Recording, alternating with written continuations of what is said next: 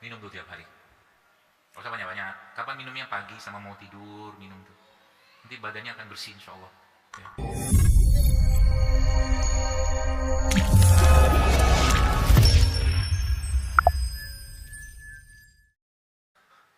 Kok kita, jadi kadang ada guru saya itu bilang tuh gini, zaman now, kata orang itu kan, zaman now gitu ya, manusia-manusia zaman now itu memang mereka memilih untuk ditipu-tipu.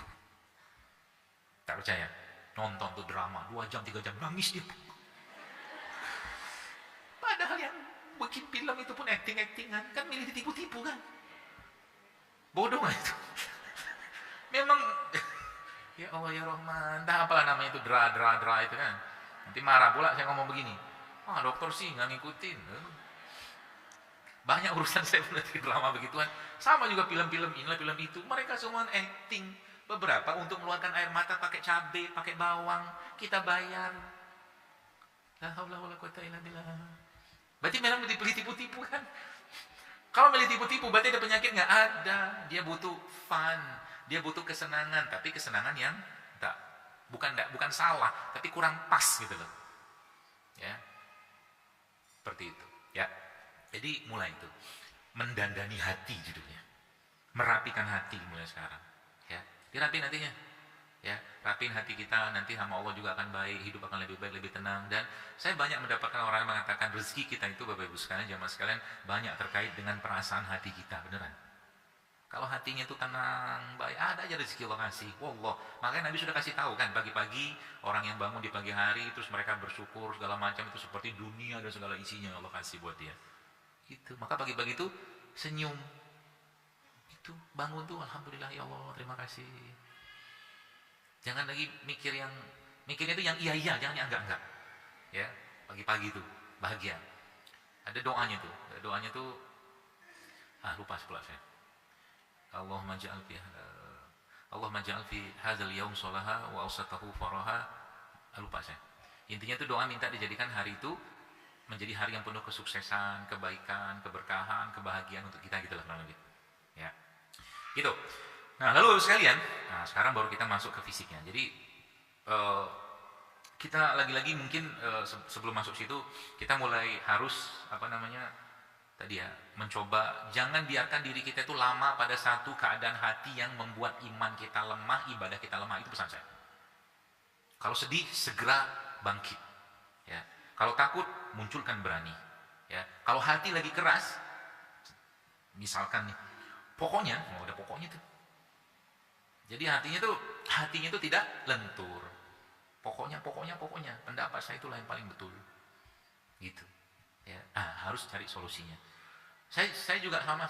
Saya juga kadang-kadang namanya juga manusia kan. Cuman kalau Anda bisa maintain atau dijaga itu sehingga nanti tenang kita tampaknya bahagia. Kapan nangisnya? Nanti sama Allah. Emang saya nggak ada nangis? Adalah. Pokoknya ada nangis. Saya paling banyak nangis, tapi tidak mungkin di depan para wanita. No. Tak boleh air mata dengar di depan wanita. Ya, apalagi karena Anda sudah akan menduga, paling itu air mata buaya. Kalau laki-laki itu nangisnya tuh yang keren-keren gitu loh. Ya, bukan karena mungkin salah beli jilbab. Kalau Anda kan bisa lebaynya kan begitu kan, salah beli apa gitu kan. Aku tuh pengennya mobil Suzuki, tapi suamiku beli Toyota. Gitu kan. Itu nangis lebay. Nangisnya tuh sekali-sekali naik level. Sehingga air matanya tuh bukan air mata kepalsuan dunia. Gitu. Nangis. Nangisnya kenapa? Nangis, kenapa tadi malam suamiku tidak bangunkan aku tahajud. Keren itu nangisnya. Gitu kan. Kata Nabi ya Pak, Nabi kan dia bilang, Allah merahmati suami yang membangunkan istrinya untuk sholat malam. Itu nangisnya. Jadi mulai sekarang no more tears for dunia. Gak ada lagi air mata untuk dunia yang palsu ini. Gitu.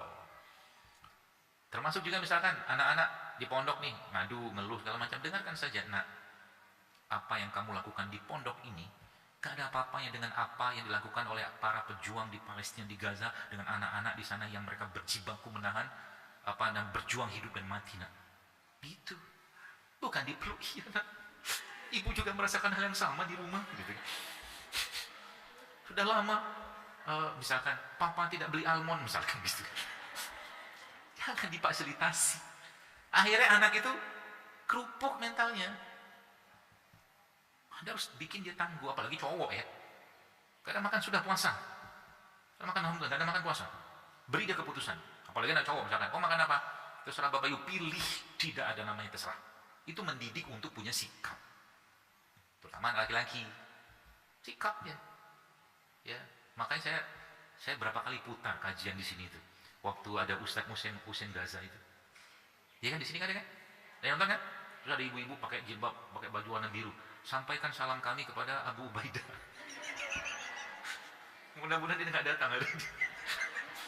Tapi kalimat dia itu, Masya Allah, buat saya itu seperti menampar para kaum laki-laki. Karena kami baru melihat laki-laki seperti itu. Selama ini berarti kita apa? Laki-laki.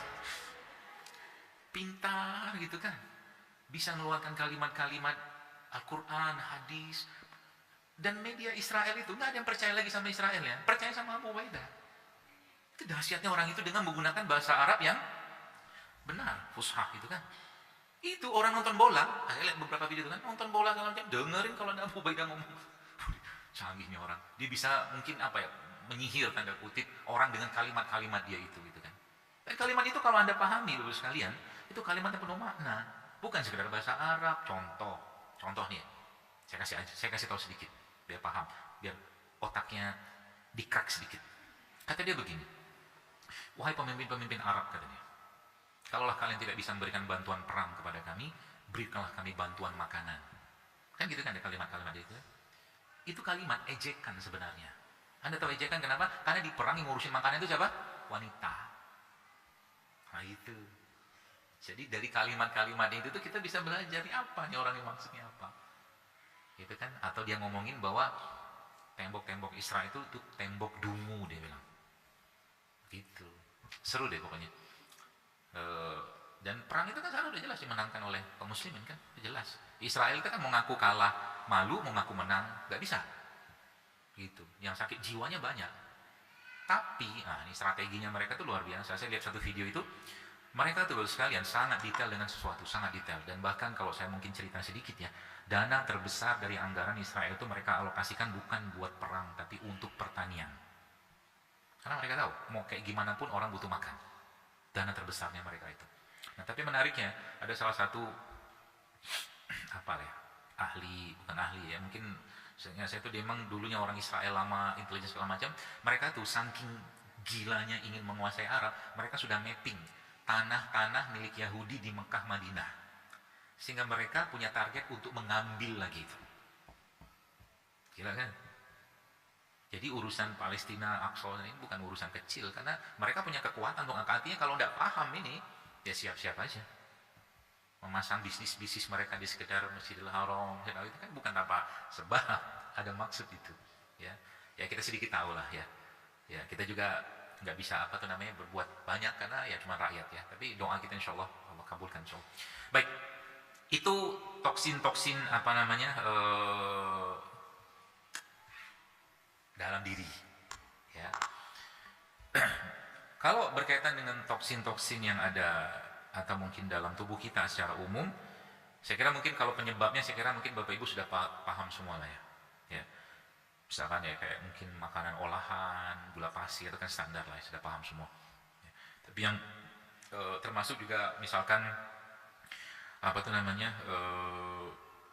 pemanis buatan gitu kan. Atau mungkin perisa, flavoring itu juga masuk yang akan juga bisa menjadi endotoksin. Intinya yang nggak sehat itu Anda mulai kurangi, itu aja. Ya. Belajar untuk jangan terjebak ke tadi ya, kata si Kunti tadi. Kunti kan sudah banyak ngasih tahu tuh, ya seperti itu. Nah, terus caranya gimana jemaah sekalian untuk kita memperbaiki itu? Ada beberapa cara, ya. Ada beberapa cara. Yang itu adalah cara atau mungkin caranya selalu kita kenal, cuman kadang-kadang kita nggak tahu tools ini manfaatnya sampai luar biasa, ya. Yang paling baik dalam memperbaiki atau membersihkan endotoksin itu ya sebenarnya baik endotoksin yang ada dalam organ kita atau saluran darah atau endotoksin yang ada dalam kolbu atau hadinya kita, itu yang paling bagus namanya puasa. Puasa. Maka coba kita mulai berbahagia mau kedatangan bulan Ramadan. Rasakan kebahagiaan itu gitu kan. Babnya sudah bab lagi, takjilnya apa, sahurnya apa, udah dibuang. Target akhiratnya yang dipakai di bulan Ramadan. Apalagi nanti Anda sudah mulai masuk ke bab di mana saya ingin berlelah-lelah untuk Allah. Gitu. Karena puasa itu sendiri kita tahu, Masya Allah ya. Dia bisa membersihkan penyakit hati. Karena orang puasa nggak mungkin maki-maki orang, nggak mungkin gibah, nggak mungkin fitnah. Akhirnya tertahan sendiri kan dengan itu kan. Apalagi bicara tentang manfaat puasa secara kesehatan. Saya lihat beberapa ahli-ahli di Amerika ya, itu mereka sudah bikin program dan programnya berbayar. Salah satu program yang mereka bikin apa? 3 days fasting. Puasa 3 hari bayar. Bayar buat apa? Buat makan sesuatu ya, produk-produk gitulah gitu kan yang mereka sarankan ketika nanti berbukanya ala mereka gitu kan, atau kadang-kadang mereka nggak ada makan sama sekali, cuma ngajurin, cuma dia buat sekedar konsultasinya doang, bayar gitu. Syariat ini sudah segini luar biasa kan, Masya Allah ya, kalau kita ikutin ya. Makanya obat paling atau mungkin kalau saya ditanya apa bukan obat sih ya, terapi anti aging paling baik, jawaban saya puasa. Terapi anti aging paling baik itu puasa. Apa terapi detox paling baik? Puasa. Hampir semua penyakit itu bisa diperbaiki dengan puasa. Itu udah layar ya. Oh. Nggak nyadar saya. Gitu ya. Puasa. Apalagi banyak. Jadi sekarang ini Bapak sekalian, salah satu banyak atau penyebab dari banyak masalah kesehatan itu logam berat. Logam berat. Logam berat itu ada di mana? Oh, kalau saya ceritakan pusing Anda. Tahu usah deh. Sekedar tahu saja. Plastik. Makanya di rumah, kalau saran saya ya, misalkan Anda punya pakai kendi air, pakai kendi aja. Jangan pakai galon yang plastik. Apapun mereknya sih. Kalau saya di rumah pakainya beling. Jadi kalau buat harian saya minumnya pakai beling. Makanya sepertinya emosi saya stabil. Gara-gara nggak banyak logam berat. Gitu, ya. Minum ya, misalkan yang masih suka bakso nggak? Iya, cie. Soalnya saya sudah ikut kajian Dr. Zaidul gitu kan, saya takut kena jin gitu. Oh, satu lagi kemarin tuh, saya belum cerita tadi. Jadi kan lagi dia ngomel-ngomel gitu kan, keluar suaranya. Saya bilang sama orang kantor, ambilin daun bidara. Saya bilang, marah dia. Dok, kata dia gitu kan. Tahu pula dia dok lama tinggi. Perasaan nggak pernah kenalan sama dia. Dok, jangan, kata dia gitu kan, kayak begitu. Tapi yo, kita paksain aja masuk. Jadi air daun bidara ditumbuk, dirukyah, masukin air, kasih madu, waduh, racun buat mereka itu. Gitu. Termasuk juga itu bisa kita buat mandi ya, air daun bidara. Nanti coba dipelajarin caranya gitu ya, untuk merukyah diri sendiri. Jadi tidak apa-apa kita merukyah diri sendiri itu bagus ya, nggak perlu minta rukyah sama orang ya, asal tadi jaga emosi. Jadi kalau saya mencoba melihat masalah-masalah ketika orang kena gangguan jin seperti itu tuh, tadi portal jiwanya dia buka, ketawanya berlebihan, sedih berlebihan, takut berlebihan, mikirin sesuatu berlebihan, overthinking, terbukalah portal itu, masuklah mereka. Jadi nggak boleh lama-lama di situ ya. Makanya kalau saya kadang lihat, mohon maaf ya, kalau wanita kan perempuan tuh kadang-kadang ketawa cekak-cekik, hati-hati. Loh, saya dulu pernah diajakin pergi dakwah lah ya ke satu pulau di Irian, Fak-Fak kabupaten, tapi bukan di Fak-Faknya. Itu kita waktu itu sama Ustadz Fadlan, waktu itu saya diajakin beliau. Pergilah ke sana kan. Terus itu kan awalnya itu kayak hutan ya, hutan gitu dibabat untuk acara waktu itu. Ada tenda-tenda. Nah, terus malam itu sebelum kejadian kesurupan massal, satu tenda tuh perempuan yang kesurupan semua. Dan waktu sebelum itu saya lihat cekak-cekik luar biasa. Jadi kalau ketawa tuh gak usah ketawanya yang agak sedikit eksklusif gitu loh. Agak gitu.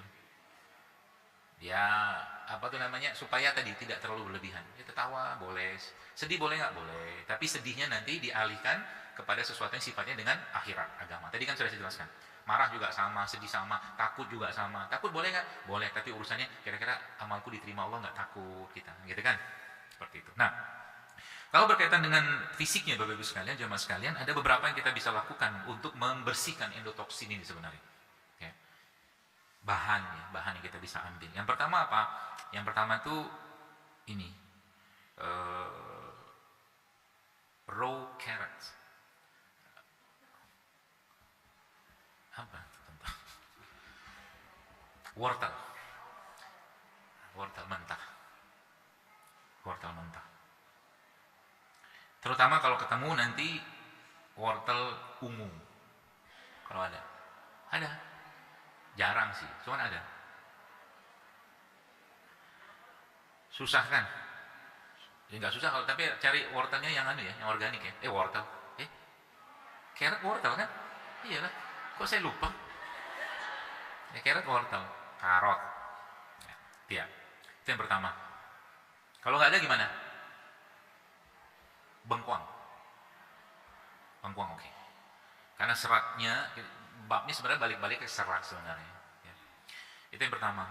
Untuk bersihkan endotoksin tadi ya. Yang kedua, minyak kelapa. Bukan yang buat goreng ya. Coconut oil ya. Mungkin kalau kita mungkin BCO kali ya.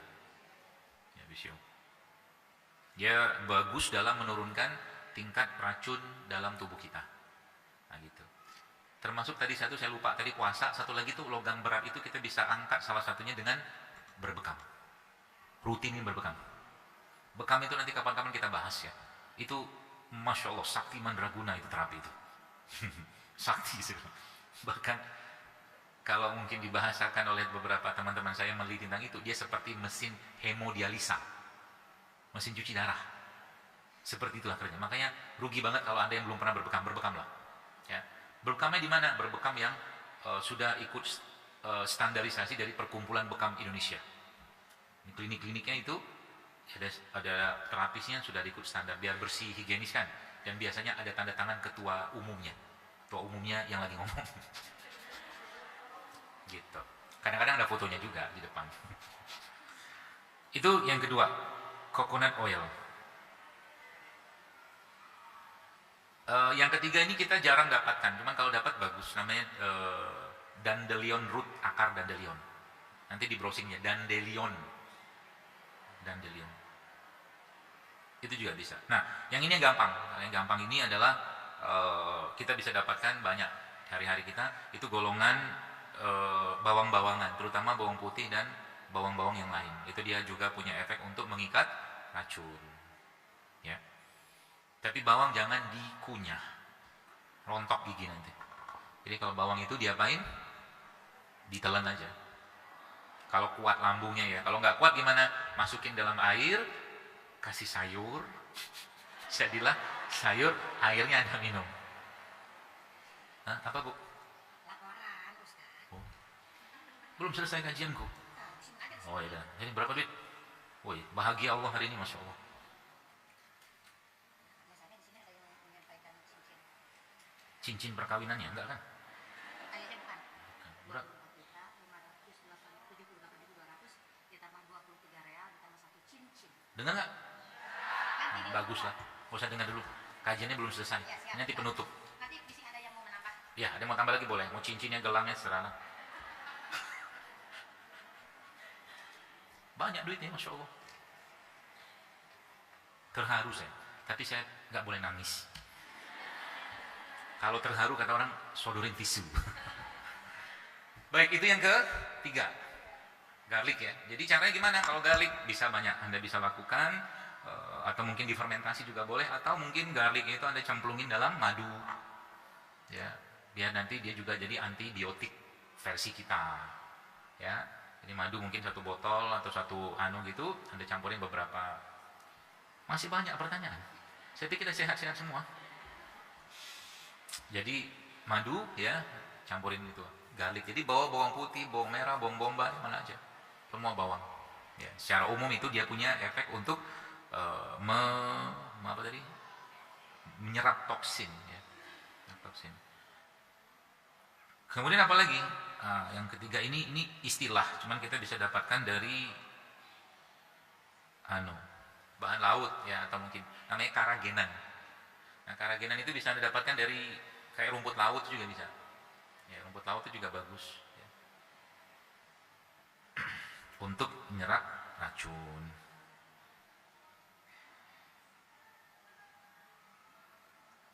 Ada juga sih yang apa tuh namanya, nyebutin karagenan itu cacing. Kan ada tuh kapsul-kapsul cacing itu kan, itu juga bisa. Ya, tapi ya saya jarang makan, lebih pakai rumput laut aja lah. Seaweed itu kan kayak rumput laut atau sea moss gitu-gitu. Kemudian yang berikutnya adalah ini, bahasa kerennya dulu, SCFA. SCFA itu short chain fatty acid, asam lemak rantai pendek. Asam lemak rantai pendek, SCFA. Di mana dapatnya? Paling mudah kurma ya. Terus apalagi? Jahe, ginger extract itu juga punya efek untuk dia ngelawan endotoksin ya. Tapi jahenya, coba cari yang jahe memang betul-betul pedas ya. Karena sekarang jahe-jahe sekarang tuh sudah banyak jahe hibrid, emprit atau merah lah ya, jahe emprit. Atau kalau nggak ada, tanam sendiri di rumah, kalau ada pot-pot gitu kan, tanam jahe ya, buat anti racun. Itu jahe. Jadi diapain jahenya? Kalau Anda sakti, dimakan langsung. Tadi dikirimin ada satu video, ada seorang, kayaknya orang di Dubai itu, dia kayak atlet gym gitu kan, dia ngemil jahe gitu. Wih, sakti nih orang, udah kuat saya. Tapi itu bagus sebenarnya ya, ngasih panas, buang bau mulut ya, seperti itu. Kemudian apa lagi yang bisa dilakukan? Nah, ini mungkin nggak semua, atau mungkin kita bisa pakai, atau mungkin tiap hari, tapi bisa sebagai anti racun. Biasanya dipakai buat orang yang sedang menstruasi, diare, buang-buang air, buang-buang air. Jadi kalau buang air sama buang-buang air kan beda makna kan? Yaitu apa? Bukan, yang hitam-hitam itu loh, areng. Ada. Dulu kan orang buat ngentikan BAB atau perdarahan itu pakai areng. Kita sebutnya itu activated charcoal. Ya kan areng kan? Ada beberapa jenis areng yang memang bisa dimakan, dia buat nyerap racun. Ya, cuman kita jarang dapatin ya. Tapi kalau dibikin namanya food grade, coba lihat tuh. Ada sekarang saya pernah beli kayak charcoal latte, ya kan? Ada. Jadi dia kopi latte, cuma pakai areng. Yang termasuk juga areng itu bagus buat gigi, food grade, ya. Tapi gigi tuh, kalau Anda mutih-mutih gigi, mau mutih-mutihin gigi, atau mungkin mau giginya bersih dari bakteri, nggak perlu bersih banget sih. Maksudnya biar lebih baik dan lebih bagus, itu pakai minyak kelapa. PCO tadi dibekuin, ya, masuk kulkas. Lalu pakai pasta gigi ala-ala kita.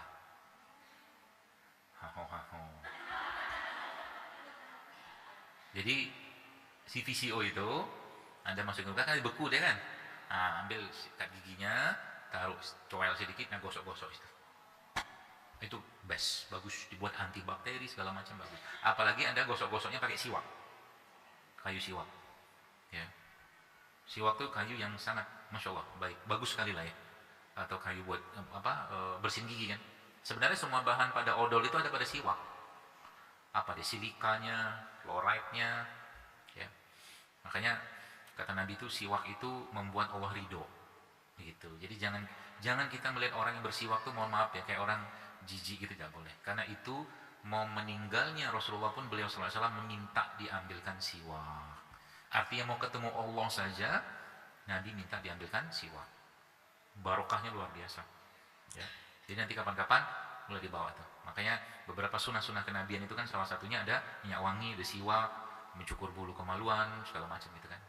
Itu juga masuk. Jadi nanti pakai siwak biar Allah ridho. Jadi kalau nanti mau sholat misalnya gitu kan, mau doa, kata Nabi itu kan, kalau tidak memberatkan umatku, kata Rasulullah SAW, maka aku wajibkan mereka setiap habis berwudu untuk bersiwak. Ada lagi sebutkan di yang lain, Nabi katakan, kalau tidak memberatkan umatku, maka aku akan wajibkan mereka sebelum sholat, mereka bersiwak. Oh, saya pikir ngasih duit. Ya, gitu. Carcoal. Makanya kalau kisahnya di perang Uhud, yang saya ingat itu waktu Nabi SAW luka di pipinya itu kan Fatimah radhiyallahu anha itu kan membakar tembikar. Kemudian abu tembikar itu tikar lah mungkin ya. Itu dipakai untuk apa tuh namanya? Apa namanya? Mengini-ngini itu apa? Bukan. Ya, abunya itu diambil kasih itu sini buat menghentikan perdarahannya. Nah, gitu ya. Carcoal. Kemudian apa lagi yang kita bisa lakukan untuk itu? Ini. Air garam. Tapi garamnya garam yang bagus ya. Garam mineral beneran, yang bukan cuman isinya cuman NaCl doang, apalah, saya nggak usah sebut apa, berarti garam non rafinasi, garam sehat lah pokoknya ya.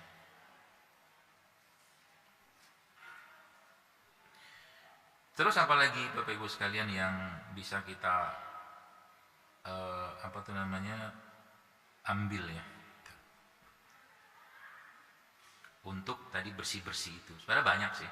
Itu beberapa, coba saya lihatin lagi sini. Air kelapa bisa. Air kelapa tua boleh, muda boleh. Mana aja.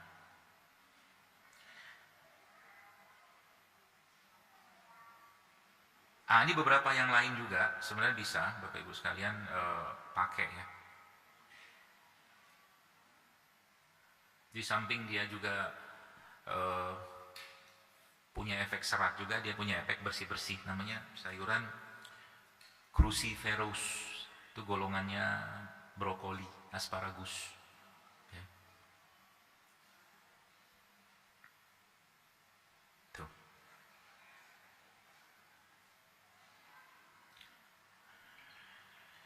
Kemudian yang mungkin terakhir ya, habis itu kita mungkin ada dua mungkin yang terakhir. Yang pertama tuh adalah herbs and spices, rempah lah ya, rempah dan herbal gitu kan. Jadi kan rimpang rempah lah mungkin bahasa kita ya.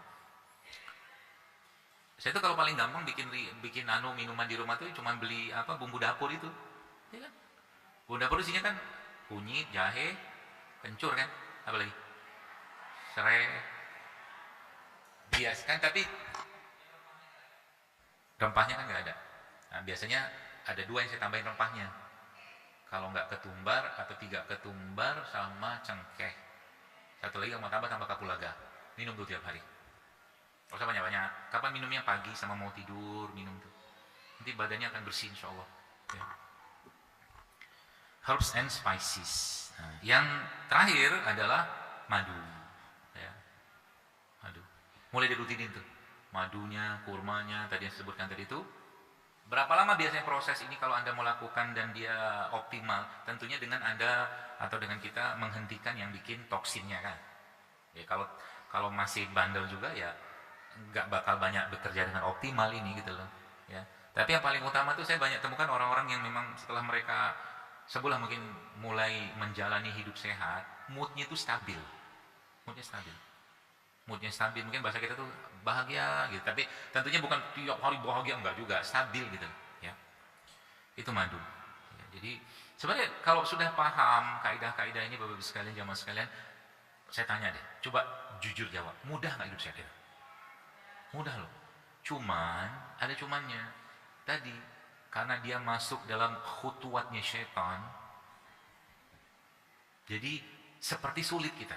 Bahkan sekarang ini orang meminum kunyit aja kadang-kadang takut, ya kan? Itu khutuwatnya di situ. Karena mereka lagi sampaikan nggak mau kita itu tadi yang bagus, sehat, minumnya nggak mau dia. Karena kalau itu terjadi dan orang ikhlas karena Allah, ibadahnya lebih baik nanti, gitu. Ya, jadi dilawan. Makanya kan khutuwat itu saya sudah jelaskan belum. Khutuwat itu kan dalam Quran ada beberapa, ada 4 khutuwat. Ya, 2-nya saya nggak usah cerita, tapi saya cerita 2 ini. Khutuwat itu apa? Khutuwat itu kalau bahasa terjemahan Quran itu adalah langkah. Tapi kalau mungkin lebih dalam lagi, khutuwat itu seperti rencana strategisnya iblis untuk merusak manusia. Ya, Dan dua yang dipakai Quran tentang khutuwat itu ada di beberapa surat. Salah satu surat Al-An'am adalah kaitannya dengan peternakan dan pertanian. Jadi kalau sekarang Anda lihat pertanian rusak sejadi-jadinya, masuk di bab itu. Mereka sudah memang meneropong, meneliti itu supaya dia tidak baik buat kita gitu. Sehingga nanti kadang-kadang saya kalau beli buah juga, nanti carilah buah-buah yang kemungkinan besar tidak terkontaminasi, kan sudah saya jelaskan berkali-kali kan. Contoh manggis, kan nggak disemprot-semprot itu biasanya. Ya, dan belilah buah lokal. Tuh. Yang pertama itu khutuwatnya. Yang kedua, itu kaitan khutuwat itu dengan makanan dan minuman. Khutuwat. Jadi sekarang makanan minuman tuh rusak seada-adanya. Nah, situ. Memang kerjaannya mereka. Ya. Sekarang siapa wakilnya iblis dan setan itu di muka bumi? Salah satunya kan Yahudi. Maka kalau Anda pernah lihat protokol Zion itu kan mereka ngerancang rusak ini semua ini kan. Itu yang mereka buat kan